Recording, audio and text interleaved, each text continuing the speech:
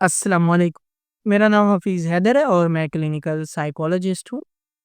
آج کی ویڈیو ان لوگوں کے لیے ہے جو اسٹریس، انگزائٹی، ڈپریشن، او سی ڈی یا کسی اور نیوروٹک پرابلم کے ساتھ زندگی گزار رہے ہیں۔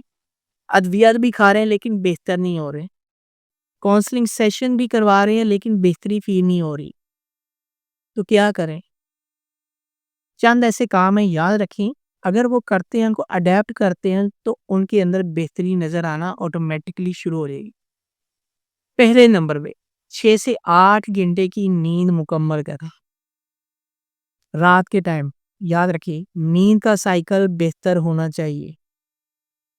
دوسرے نمبر پہ ڈائٹ، جو بھی کھا رہے ہیں بڑا کانشیس ہو کر کھائیں، پتا ہونا چاہیے کیا کھا رہے ہیں، آپ کے لیے فائدہ بھی ہے، نقصان ہے۔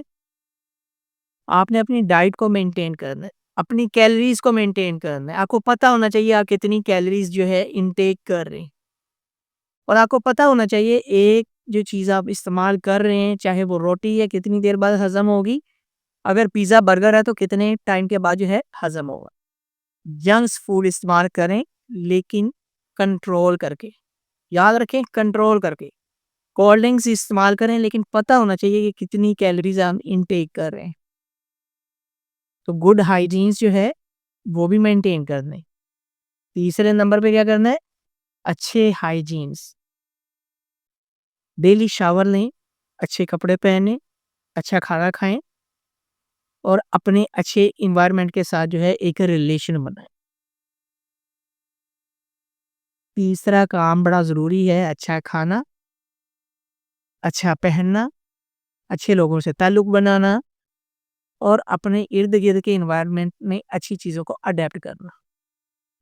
چوتھے نمبر پہ روزمرہ کی روٹین میں ایکسرسائز کو اور واک کو زندگی کا ایک حصہ بنا لیں۔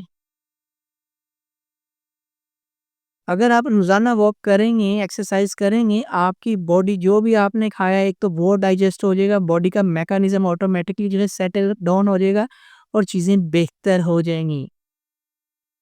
پانچویں نمبر، فری ٹائم میں اچھا میوزک سن لیں، اچھی ایکٹیویٹی میں پارٹیسپیٹ کر لیں، بک ریڈنگ کر لیں، کوئی ہابیز آپ اس ایکٹیویٹی کو کر سکتے ہیں، جو بھی آپ کی ہابیز ہے اس کو مینٹین کرنے کے لیے، مینیج کرنے کے لیے کچھ بھی کر سکتے ہیں۔ چھٹے نمبر پہ 5 چیزیں ہوگی، چھٹے نمبر پہ کیا کرنا ہے؟ اپنے اندر جو 2 سے 3 بدلاؤ آپ نے دیکھنے ہیں، کم از کم 2 سے 3 بدلاؤ روزمرہ کی روٹین میں، اور اس کو ڈائری پہ لکھنا ہے کہ آج میں اپنے اندر یہ محسوس کر رہا ہوں۔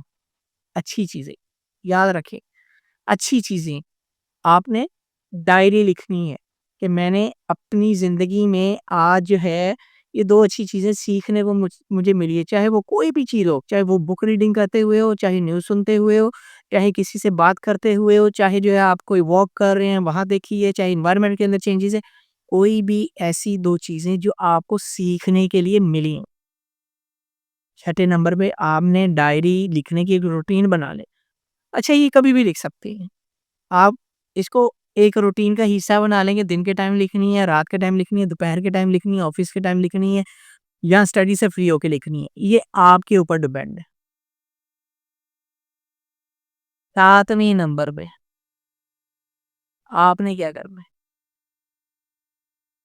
آپ نے اپنی جو لائف سٹائل ہے، جو اڈیپٹ آپ نے کیا ہوا ہے پرانا، یا آپ کی جو پاسٹ کی جو ہسٹری ہے، یا آپ کا پاسٹ گزرا ہوا وقت وہاں پر کی گئی غلطیوں کو، پاسٹ میں کی گئی غلطیوں کو آپ نے کیا کرنا ہے؟ دوبارہ ہونے سے روکنا ہے۔